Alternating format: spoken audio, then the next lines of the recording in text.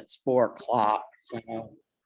This is the Subtleties Roundtable. Okay, well, I will take over. I'm Johnnae Lewis, Jonah Holloway. I got roped into doing this because Mercy kept sending me emails and messengers about didn't I want to do this? So I said, yeah, okay, I'll do this for you. And of course, in February, I had eye surgery done. They did my cataracts. And right now, I don't have a pair of glasses for the computer. I don't have a pair of glasses. I have cheap readers, which work partially. I can read about it 40 minutes on the Kindle. So I'm not really able to do, I haven't been able to do much research in the past 6 months because of the problem with the eyes. So I'm just now starting to get back into things. And this is based on, I've been the moderator, kind of, was co-moderator and then became moderator of what was the SCA Subtleties list that was on Yahoo. It started in September of 2004, and then I took it over in 2005. So it's been a lot of years. I'm the one who, I tell people in the welcome messages that we have a librarian who does the research, and if you have questions to take and ask, well, I'm that librarian. My background, for those of you who don't know, I have a BA in history from the University of Illinois, graduated, worked at the University of Illinois Library, and picked up my master's in library and information science from Illinois. University of Illinois is the largest public library west of the Library of Congress. It was a great place to work. It was a great library school to go to. We were #1 in the country in terms of a graduate program to graduate librarians. So that's my background. I have a book out that is now sadly out of print. I got to work with Constance Hyatt, who wrote Plain Delight and numerous other medieval manuscript work. And I finished up for her a work called The Concordance of Recipes. And it's English recipes from the 13th through the 15th century. And we also did a bibliography for Oxford University Press on their online bibliography. So I also collect cookbooks, and when I go out to, I'm known as the lady with the cookbooks, so, and that's still the case. So my husband has not managed to get me to drop and leave all the cookbooks behind yet. So I've been in the SCA since August of 1973. So anyway, let me share screen here. I will show you a few of my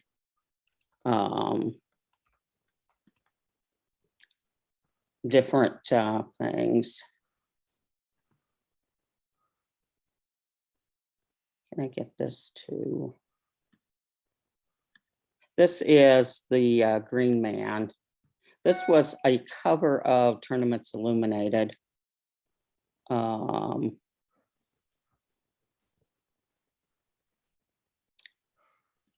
And it is made out of, everybody always presumes it's made out of Jell-O. It's not. It is, in fact, made out of cast sugar. This is the TI cover. I'm having trouble. I can't get this to.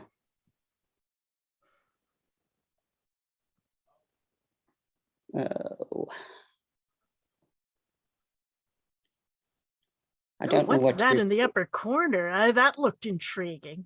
Yeah, just a second. Let me come back into this. Okay. We have the upper left corner going across, I have some of the work. I do a lot of work with molds. And this is cast beeswax with, I've got a mold. This is a Daniel and the Lion's Den. Next to it is one of the Baroque molds. Then coming across, I had, one of the things I'm going to tell people is that if you want to do something, then save up the money and buy the professional equipment. I wanted for years to cast a spear in the round, or a solid spear. I finally broke down and I bought Chicago mold, did a 4-inch spear, and I paid big bucks for it, but it allows me to do a 4-inch solid spear. And it's safely, when you're pouring something at 305 degrees, you want it to stay together. You don't want it to separate. You don't want to have any problems with it. So I've done it a few times. The one here in the right-hand corner, at least my right-hand corner, is the Middle Kingdom arms cast in sugar. This is one of the ones that I did it in layers and it melted. And so I reported at midnight one night, because we were leaving at 6 a.m. to go to the event the next morning. It's kind of a pain in the butt to kind of do, because you're pouring different colors and you always work from lightest color to darkest color, because then you can just keep adding color to the sugar pot, and then you pour the other layer. The green man on the cover. One of the things we did for an article I did on carving fruits for Tournaments Illuminated was we actually did the fruits. These are oranges we did as per Geiger, whose book came out in 1629 and has the actual illustrations of what the carved fruits should look like. So we created one of these one day. These take an amazing amount of time and work. Donna, And what book is that? Geiger? It's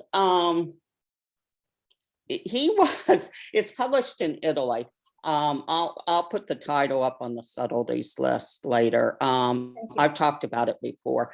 He was a German who went to Italy and got employment in Italy and he's got, the book itself is rather amazing because it's got all these illustrations of various different things of carving. It also has napkin folding in it and other things. It's just kind of a bizarre sort of, but it's got the illustrations. Like I said, 1629. I realized that for a number of people, it's probably too late, because anything past 1599, they don't want to hear about. This is a green man pour we did for a contest during the pandemic, and we decided we'd go ahead and try it again. We were experimenting. My son was convinced that you should be able to pour sugar like you pour the different the art projects that they do now with the lacquers and the various different things, that you should be able to pour those, and that sugar should pour like that. We could, do fancy different things. He found out sugar doesn't work that way. And then a couple more of the molds here that I've got. This one, the last one is a flight to Egypt. The one next to it is one of the nativities is in the middle. So one of the things that we've discovered over the years is having a large amount of trouble with attempting to take and photograph these. And that's one of the things where we're photographing for TI and TI has a limit on how big they want the pictures taken. They also don't want a really good resolution. I mean, we can get a really sharp thing and the digital file will be too big for it to be used. So you can get a fantastic picture, but then they can't use it because the file's too big. Did I miss you letting us know where you get some of the molds from, or have you shared that? I haven't talked about where I get the molds from yet. The one mold, the Green Man mold, is actually, it came from a place called Go Molds. They no longer sell it. They don't sell anything at all like what they did sell. They used to offer 20 or so different Green Man molds, Green Women molds, et cetera, et cetera. It's a stepping stone mold. It is a non-food safe mold. And I bought it specifically to do, but they don't offer nearly at all what they used to offer in terms of these molds. I think maybe that SCA and some of the other companies have bit into what they used to sell. And it wasn't cheap. It was $20 shipping in order to get the package. And that was, let's see, probably 12 years ago, I first bought it. So they're not inexpensive. The molds that I do, the Midrealm molds and stuff, I like to use a dealer, and I have bought molds from Switzerland, imported directly. I buy molds through different other dealers and stuff. They'll run upwards of 50 to 100 to more than that.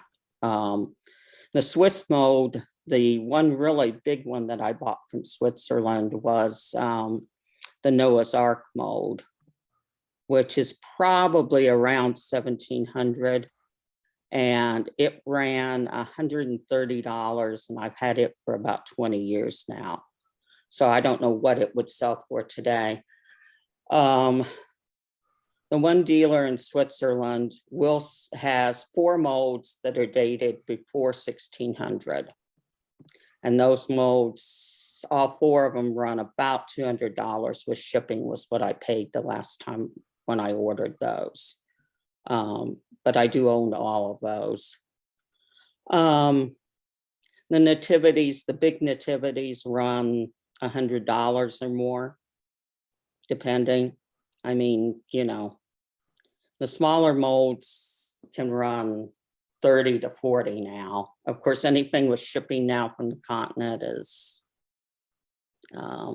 just, it's almost astronomical on price. So one of the things I wanted to discuss here today was I wanted to discuss the future of subtleties and what we're looking at in the SCA. Post-COVID, are we looking at changed feast and food service? I mean, we've got a lot of things now where the kingdoms are saying if you're doing food service at all, you can't do, you know, you're going to be masked, you're going to have to do it. It has to be single serving out the door, various other things. Whether or not we're going to end up with subtleties in the future being display only if you bring them in from outside. Or maybe we're only going to have subtlety competitions where everything is put on a sideboard and, you know, you bring it for display purposes only. I thought they were rolling those back right already. I'm not sure that's really going to be an issue. Well, but are we going to go back to feast as usual in every kingdom? Oh, I hope so. Johnna, Better. Yeah. I believe that Midrealm has removed those restrictions, and based on some enthusiasm I've seen online, that probably we will go back to feast as usual. But is it going to be feast, and how crowded are we going to have the feast? And I mean, as crowded as you want and you're comfortable for. yeah. I was mean, actually able to provide small subtleties in little individual paper cups for people so that they could take an individual piece besides the display, you know, a big display. So they didn't have, here in East, there was no problem with doing that, even in the midst of the COVID stuff. We had a feast at our Principality Arts and Sciences last Saturday that was cooked with the cooks had gloves and masks and served that way, and it was served buffet style, so that you were served portions from the main dish. It wasn't like it was served at the table and then shared. But there's no reason why you couldn't have had a subtlety that was presented to the, the prince and then cut up or whatever after that. We had royalty here who published things saying they did not want food made and delivered to them.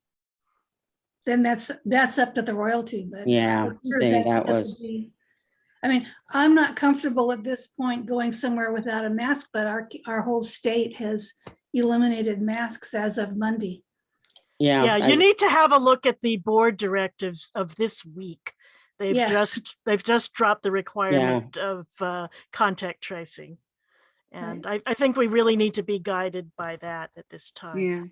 Yeah. Yeah. Our royals, I'll tell you, are perfectly happy getting sugar paste type things that nobody wants to eat anyway for the displays. It's not like they're going to cut it up and serve it.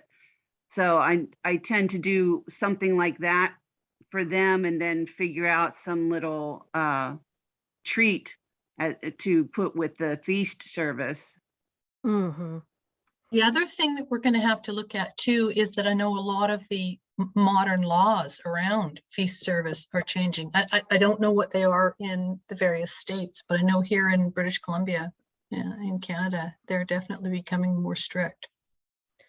Yeah, well, some of our sites really wanted everyone who's working in a kitchen to have professional food safety authorizations and have taken the classes and wear gloves anyway. And this was before pandemic. So the only difference between the pandemic guideline and regular food safety practice is a mask.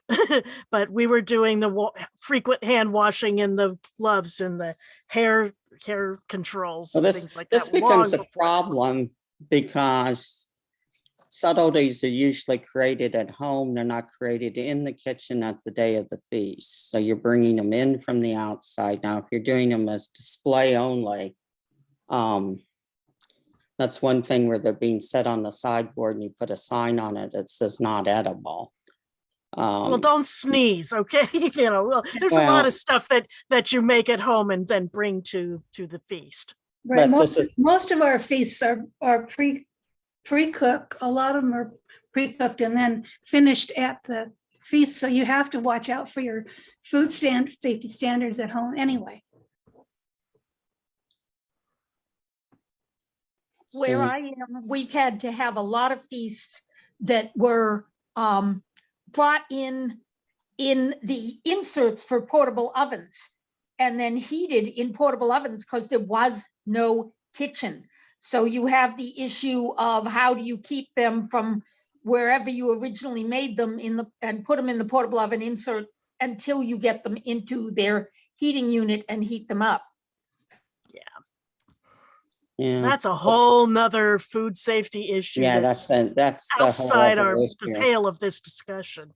as to whether or not I'm particularly interested in how we're going to, how most feast cooks, if they know what they're doing, don't do their own subtleties because they're too expensive, they take too much time, and you're busy doing other things that you should. I tell you what, I will never commission to do a wedding cake and be the feast steward for a meal at the same event again. Holy schlamoly. Yeah, well, that's a lot of just work. it. So, and a lot of the subtleties that I've done is I volunteered to do them.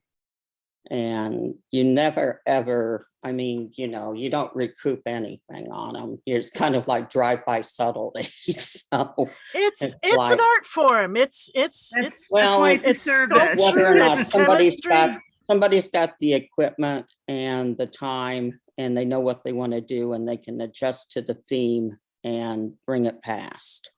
Do we want to look at some pictures? I've got all of Alice Catherine's pictures for tomorrow. I will show them.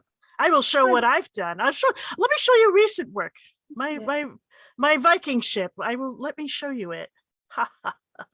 Okay. While you're share doing that, let me say that I've done feast where the part of the service is subtleties, such as, well, something like this, where you make a dish that is a subtlety, like a great pie that's shaped like a rose and then painted so that it looks like a rose. It's still a subtlety and it's part of the feast. Yeah. I've done similar that- things to that. Yeah. And a lot of times, a lot of what I do is prepared ahead of time at home. Sometimes it takes several days to make parts of it, and then you bring it in and assemble it at the feast. So that's something we're going to have to really think about too. I'm butting in. I don't know if I can be heard or not. It's Elise. Seems to me there are several kinds of subtleties, and part of me wants to think about what was done in period. Certainly there were foods that were made to look like something else, but another type of subtlety is things represented of sugar paste or marzipan that weren't intended to be eaten, or else kitchen staff ate it afterwards. So that what I'm seeing on a lot of our, Facebook pages are modern types of subtleties. That previous one that had the cucumbers in it, a peacock whose tail feathers were dishes of veggies or colored cupcakes. So I think it depends on what type of subtlety we want. I like the fancy things that I see a lot of you doing. But they're That brings us to another issue is that my local cooks have absolutely no interest in having me make, pretty things for their pies and make subtlety additions to what they're serving. So I always end up making display pieces that just get put off on a side table because the head cooks are not interested in having subtle serving size things. That's unfortunate because, It a is. lot of middle feasts, dinner is the show. I mean, it is like, that's the thing. Well, that's sad because that's how I do that is really so sad. much of my feasts. Yeah, you need to find different cooks to work with or Yeah. ways to change their Well, they're my attitudes. local I mean, people, so I don't have a lot of choice there unless I want to run the whole feast myself. And you wouldn't have time for subtleties. that's not my skill set. My skill set is making the subtleties. train up some new cooks and work with I have actually run a feast from the butlery. I've picked a person to be my head kitchen person and then been in charge of the pretty food, basically. Wow. And you have to find a person who's willing to work with you like that. But I have done it and it's awesome. And it's probably one of the feasts that I have had the most compliments for. Siobhan, where are you? On tier. I'm actually in Lionsgate. Sir Finn and I did a banquet for, we did a whole roast pig. That was Sir Finn's idea. And he and Sir Antonio did the most amazing thing with the whole roast pig and the presentation and everything. And we did it at a campsite, which was just, oh. Actually, I was asking Siobhan where she is, where she has these I'm in uncooperative East. cooks. Yeah. What part of the East? The Kingdom. very far southern western marches that we're like far from everybody. Southern Pennsylvania, south central PA, which is the very tail end of East Kingdom. Maybe we need to share more pictures of subtleties as part of the feasts for inspiration, and she can show the cooks there what other people are doing. Yeah. I have one that was requested by a cook. Good. But I'm not computer literate at the moment, so I have a picture, literally a picture. Well, it's beautiful. But these Oh, were great. flowers that were put on the tables of a feast during Midrealm's 50th, I believe. And so I mass produced these babies because I think there were 40 vases that I made, but they were sugar paste flowers that were requested by the head cook for the whole thing. And these worked out rather well. What are they made of? They are just basically sugar paste. Beautiful. And the jars that they're in actually are filled with sugar because I got there and realized they didn't have anything to hold them in place. So a bag of sugar was sacrificed to hold them upright. But that was, a lot of times I will just wait to see if somebody is willing to request that, or I can say, is there something I could do as a subtlety to put on tables? Because I think that decorating tables is always an issue. And I know of one cook who really loves to decorate her own tables, but I don't know a whole lot of others that do. So I've kind of gone that- just to provide things for royalty now, and I just go to the Royal Progress events and do my subtleties there. Let me That's show good. you, let me share screen and show you a inspiring picture. Let me. Oh, there you are. Those are all sugar paste. Ooh. Wow. Ooh. Wow. Okay, well, Beautiful. the pillar there is not sugar paste, but everything else is. That is And absolutely marzipan beautiful. and other, tasty bits. It's almost all food. All the The- fruits and things. What was this Nice. for, Juana? That was for one of the PPFs. That was, I believe, the Italian PPF. Yeah. The That two keeps your plates from breaking. the two subtleties lists on Facebook, which I'll mention tomorrow briefly, both of them have extensive photos submitted by some of the members. They're a little hard to find. One of them is under more, and the other one I think is under media. But if you want a lot of examples, go to the two Facebook, both are called Subtleties. One ends in an exclamation mark with all the letter names on it, and the other is not.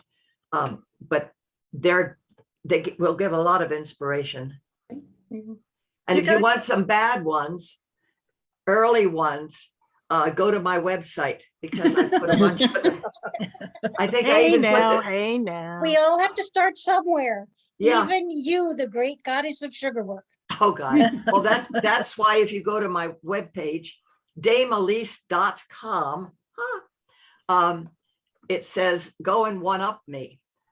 So I'm sitting in awe looking at all the stuff everyone does, and I'm getting old. Granny Well- says she's getting Well, old. Well, if that take is a privilege denied many, alas. let me take and say that the archives for the Yahoo, the original Yahoo subtleties list are on IO now. We have all of the conversations archived. We have the files are archived, and we also have the pictures are archived. And that is several thousand things. I paid IO to take and download that from Yahoo to save it.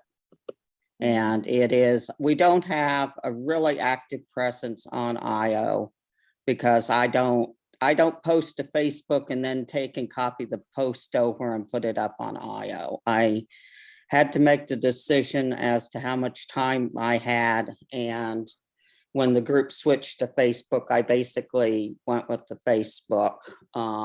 I know we lost members because people could not or do not want to be tracked by Facebook and won't have anything to do with Facebook, but there's only so much time in the day.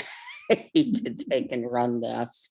And I kept hoping that other people would pick it up and it would still exist, but it's basically the archive site for us. See if I Yahoo can or picture up here. Facebook is a little bit funny about how it archives, and we have to look at that. It's not quite.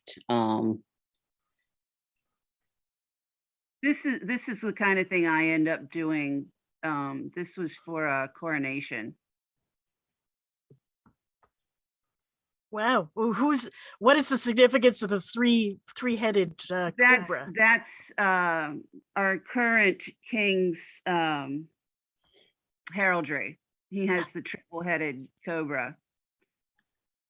And and Her Majesty has a big thing about peacocks. So her favorite is a peacock feather and stuff. So that's how I got the combination. But I end up making something like this, for them, and then I end up making like cookies or marchpane or something to hand out. We did that. Anne of Cleavages did this beautiful peacock's head and body out of sugar paste, and then I made the tail out of all sugar cookies, little sugar cookies, little heart-shaped sugar cookies. Because if they're not I love that. small and not connected to a giant structure, people aren't going to take them to eat them because it's like, oh, I can't, it's like being the first one to cut into the cake. Nobody wants to do that. You have to present it in edible bits if you want people to eat it. Yeah, we basically, when I've served something that was picturesque like that, and then that really was intended to eat, I break it myself and chomp a big piece of it. And it's like the it's one of Ivan's coronations. We did another Viking ship being broken in half already by a sea serpent and goodies spilling out. So I basically snapped off a piece of mask and went, "Arr, arr, arr," and then people would eat it. Yeah, but you have to lead the way. Get my cooks to let me put the fruit out like this. This is Oh, another for thing pity's I sake. did for the royals, because the local cooks will just throw out, fruit on a platter and not make something pretty out of it. And this is so easy to do. They're like, no, we don't need that.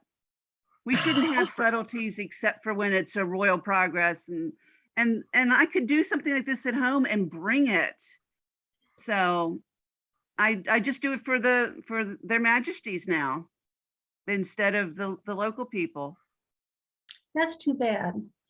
It is. I think if those kinds of presentations were not done at Lionsgate banquets, it just wouldn't be the same. We've I guess we've sort of pushed it so far that now people expect it. You have to raise the level of expectations. Yes. Mhm. One thing that I found consistently is that I get away with using much cheaper food because I tend to dress up absolutely everything. So people think they're getting this magnificent feast and half of it, I can, like a $6 feast, it looks like a $20 feast because nothing is what it seems. Everything has been decorated or arranged. Drumsticks, buy a 50-pound bag of drumsticks and stand them on end with some broccoli spears between them for a march to Dunsinane and put little radish helmets on them. The crowd goes wild and it costs nothing. Oh, that's hilarious. I love that. I used to pull that kind of thing have- all the time back when my hands worked.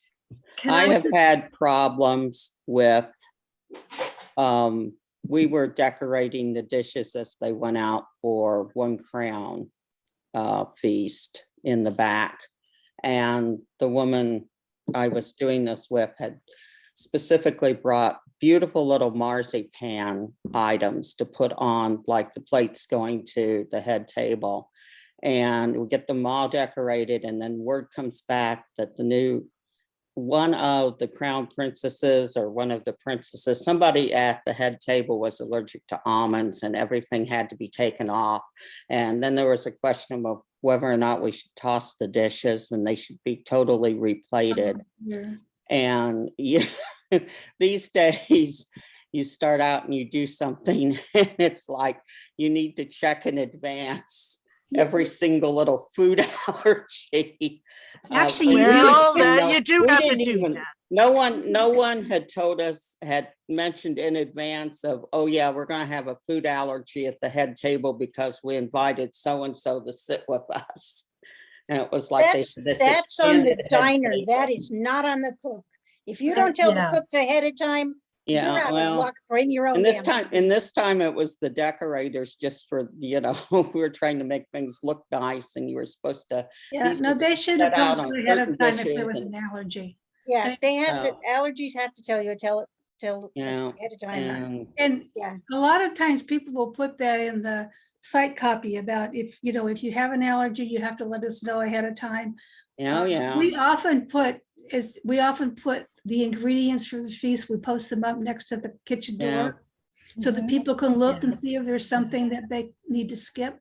But yeah, I've had to do a feast for the prince that's has to have gluten-free. So that makes your pie crust a little different. And one that didn't eat cloves. Imagine doing a Middle Eastern, like a regular English feast without cloves in it. That was really odd. And I've had royalty who were no alliums, so no onions, no leeks, no garlic. Like, Right. ah, Is that even food? Oh my God. exactly. Exactly. I'm allergic to half the planet. And one point that I want to make for all of you is that if they're allergic to gluten, the chances that they also react badly to casein are extremely high, whether they know it or not. And they will accuse you of having contaminated the food with gluten when you did not, but there's casein, too much casein for their bellies to take. Because the two Yeah. molecules are so close to identical between modern wheat flour, not period wheat flour, but the modern wheats, Right. and modern casein from modern cows. It's a hair's breadth, and most people that react to one will react to the other at least somewhat. So just Thank in the you. future, if someone says no casein, no gluten, not ever, give them sheep milk cheese and water buffalo milk yogurt. Trust me on this one. I'm my mother-in-law. Okay, I hear you. Yeah. But there is a separate class for dietary things, so. Yeah. There's Yeah, discussion okay. is perhaps for that, So and back to, Calling the dining room. Please Let's- leave your to-go order, including your name, unit, Okay, we don't need to hear that, Elise. Okay. Okay, The thing I wanted to say let's- about let's move subtleties. ahead. Let's move ahead to looking ahead. What are we investigating or would like to know? What are we thinking about doing in, say, the next couple of years? Any ideas? Antoinette suggested we should talk about best materials for certain applications, internal structures, and struggles. Yeah, well, I do want to know also, whoever mentioned that about armatures, because I'm working on 2 right now that need armatures, but who has done out of you guys subtleties for A&S and been successful or get good reviews at competitions? And do you reproduce an item that was a subtlety, or do you reproduce an item that like the plates that was an actual real plate, but you're reproducing it in sugar? I've always done food. The sugar paste thing, for some reason, for me, sugar paste hates me. It turns into bad glue. But I have had excellent luck for competitions with boiled water pastry, because you can make incredibly elaborate sculptural things that are full of real food. And you break in the roof of the castle and eat the contents, and the crowd goes wild. And then the outer hull goes home to your dog.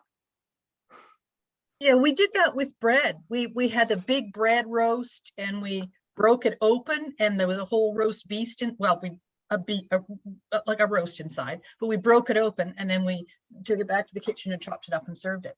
And But I that would think the question was about A&S competitions, which especially for armatures makes it a little unusual because generally speaking, you don't want the judge to go whacking through your really fancy sculpture to see what kind of an armature you used. And I asked the question specifically because I use them, but sometimes really struggle with slumping of my materials or whatever. Mhm. And in order to, I mean, I have a tendency to, because I'm local to Jonnae, to enter her little fun and you win Penzi Spices competitions. Ooh. Oh, fancy. is right.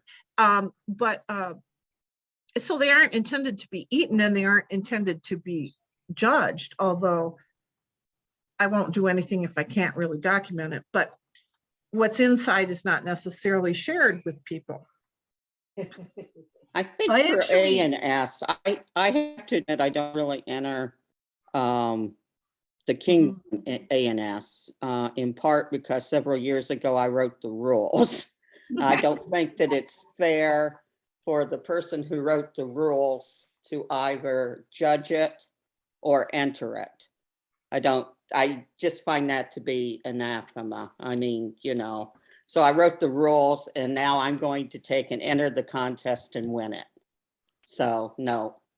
Well, at least I don't see why not to judge it. I mean, you know the rules better than anyone. Yeah, but Yeah, no, I'm with if, Selena. you so- know, If that's how you feel, we can't tell you yeah, otherwise. that's, Yeah. for subtleties and stuff. Also, I promised my husband, I won first and second in the Kingdom A&S one year, and I promised my husband at that time I would quit. And so I will do contests if it's something local or something, you know, it's not display only or something. May I ask what you made for that? What I made for what? That you won the Kingdom A&S. I won the Kingdom A&S in food or cookery in 1979. So I took first and second. And at that time it was a judged contest and they ranked 1 through 10. And I took. But the question first was, and what second. did you make? I did a meal based on Taliban, and then I did a meal based on, it was English circa 1600. So I did 2 complete meals for 4 people, had the proper dining ware, everything set up for it, and we transported it 4.5 hours in order to get it there. So how everything do was made. subtleties stack up against the other cooking competitors? Oh, isn't that beautiful? We didn't at that time. It Ooh. wasn't, subtleties was not a competition at that time. What you took and produced was a meal for 4 people of 4 different dishes, except you could take and put on the plate more food than what would have been just 4 courses. So, you know, I basically spent the equivalent of 3 weeks grocery money on just this meal that we didn't eat. So, but that's one reason why I told my husband I'd bow out then. So, So is there some place where you actually people enter subtleties as an ANS entry, or that's a particular competition? the Well, I Midrealm, want to here in the East. Midrealm did have rules for it. I don't know now. I haven't read the latest ANS Yeah, rules. we're lumped in with cooking here, but I wanted to do that and I just didn't know if anyone had anywhere. Yeah. We have On had here, I Jonnae- know there've been a lot of food entries in A&S, and I'm trying to think if any of them are specifically subtleties. I know I entered, well, everything I do is decorated food. So the one that I entered, I photographed it during the construction. So you were talking about structure, and I think that would be a good way to show what you do for structure, is to photograph your process as well as show the final. I think every artist should do that. Every visual artist. Yeah. I don't think to all the time, but I think when Eduardo won with food, he did like 3 different dishes, but he ended up with a documentation that was about 15 pages each. I don't want to write that. Oh. Yeah, which Yeah. And that's sometimes hard to do with subtleties. Yeah. Because Yeah. you know that the thing may have existed, but we have no idea what it looked like, and we have no idea if it was well executed at the time. just So like- that's hard to do with a subtlety. I think you'd have to do something more of a history of, and here's some samples. And you well, know. the recipe you used, how does that compare with period recipes? Well, I mean, coming up with a recipe for a subtlety is, no, it's not that hard. Come on. The marzipan was in every damn cookbook. okay, marzipan, but finding the recipes for, we're having a discussion about how you get the one sort of subtlety that looks like it does for the Marie de Medici wedding subtleties. Oh, And A lot of that is it- speculative, but Yeah, a lot and of it that's isn't. You have to speculative know and- which foods were available at that time and place. right. Use Well, some and the sense. thing is, people want it to look like what Ivan Day has done.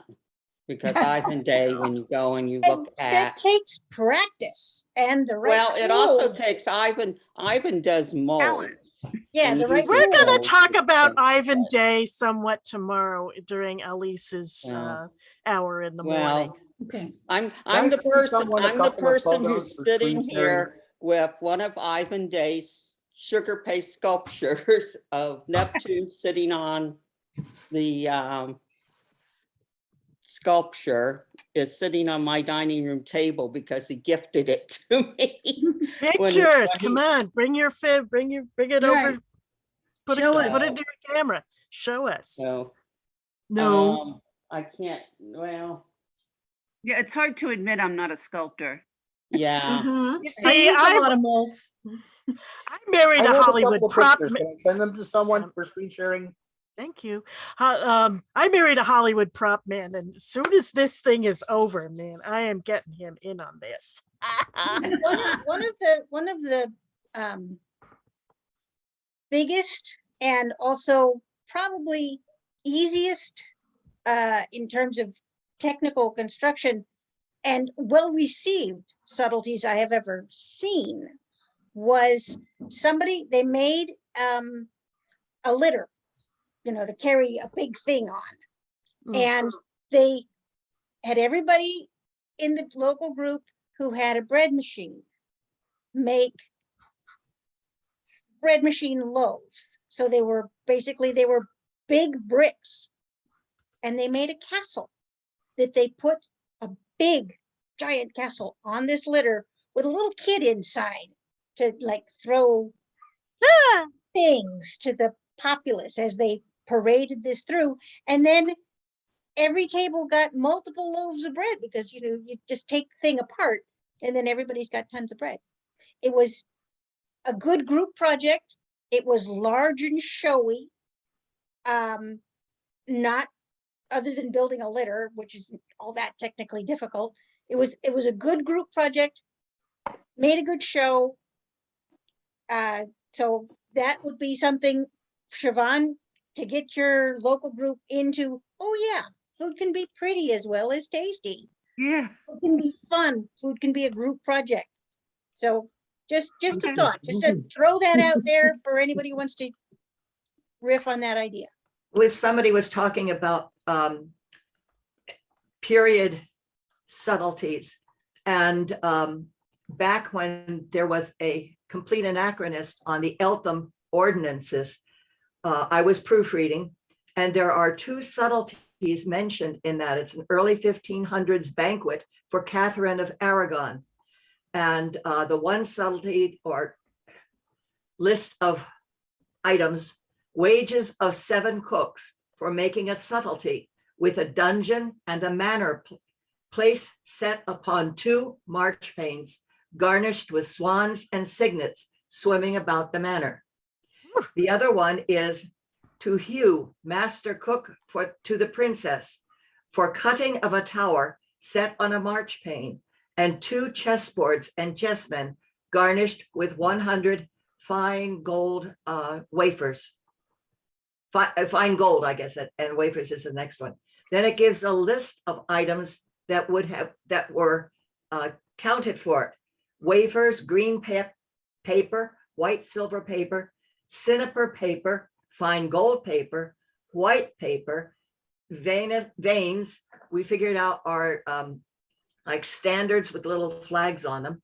Vermilion, green, bis, silver, cinnabar for making of said tower. So I've never Not all of figured this out- sounds very healthful, does it? Cinnabar is highly poisonous. Poisonous. Well, yeah, so Isn't it's it? vermilion. But I don't think you'd be eating the paper either. No, Yeah, I this suppose so. this is a subtlety, and Yeah. not all of them were edible. So it's a fascinating thing, and I don't know what to do with this because nobody else has this. And it was not in the complete anachronist, it was cut. So Well, Post, send it in and we'll put it up on the Facebook list and we'll put it into a And if document it was for some way Catherine and of save Aragon, it. I'll share it on the Spanish list too. Yeah. yeah, it was May 6th, 1526. It's That's from my Elton birthday. ordinances, but no source was given where this person got it from. So it's one of those frustrating things. Shoot, if somebody wants me to send it somewhere, write me a note, because Granny's memory is going and I won't remember, and I haven't had my dinner yet. It came while you were doing this, and apologies for starting a phone call and not realizing I wasn't muted. Yeah, we just kind of muted your mic and let you. Yeah, I saw that. And I thought, oh, I was on the phone. Okay, And we lady. appreciate the We are- need to feed. Yeah, we're May I running a add little low something? on time. Sorry? We're running a little low on time, so. we Yeah. need to- Oh, So anyway. final, Daganel, did you have something to show us? I emailed you 2 links. Emailed me, let's see. And Antoinette had a question. Okay, let me pop those up. Okay, we have one from Crown. Let me. Antoinette has a question. Should Well, ask. I was just thinking back to the notion of what works and doesn't work in A&S competitions. And I'm from the Midrealm and I am pretty well acquainted with our standards and whatnot. There certainly are a lot of extraneous sources that talk about what was used to make subtleties. At least just mentioned an excellent source, and what went out in different menus for different feasts and things. And if we take those and put them together, the speculation on what the thing would actually look like, because we don't necessarily have pictures, we have some sketches, that's a part of the creative process that is often rewarded in A&S. Because you have taken all of this information and condensed it in your head to say, this is likely what would have happened. It goes along with everything else. I also make mead. We do not know what a 15th century mead tastes like. We do not know what a Viking mead tasted like. Something as simple as water can make all the difference. So, Or the type of honey. Okay, we're going a little far from the subtleties. I want to take this picture and. My point was that a lot of what we do is speculation because we don't have actual information to say what something would exactly look like or taste like. We all use speculation. We need a time machine for this. We hear about the pictures. This one looks like one I saw on the Tudor, the Hampton Court website, actually. Yeah, it's beautiful. Oh, In fact, well done, I was thinking of Daganel. doing part of that Hampton Court as a subtlety for competition. But then I thought, well, do I really need to? Is it important to have something that they can taste as well as have a beautiful display? No. Okay. Depends on what you're doing. It is 1:55 Pacific Standard Time. I think we're going to Yeah. have to close the recording and render the room unto the next occupants. But thank you very much for all This is being here. great. Thank you, Please come everyone, around for tomorrow coming. at 9 Pacific, because getting up first thing on daylight time is just my favorite thing. No, it's not. But there will be lots of coffee and there will be lots of talk with Granny Alice and lots of pictures, a few of which I showed you earlier, and there will be more. And my So computer please is join us actually then. working, which it wasn't this morning. Yay! And I will grab the Ivan Day sugar paste structures that I own and put those out for you guys to see them Thank you. I want to tomorrow. see those. And Okay. They Elise's were in class is- and tournaments Elise's class- illuminated, so Elise's class is being recorded for those of us who can't see it tomorrow. Oh yes, everything I'm hosting is being recorded, just so you Yay. know. Anyway, good night or good afternoon, folks. We will see you next.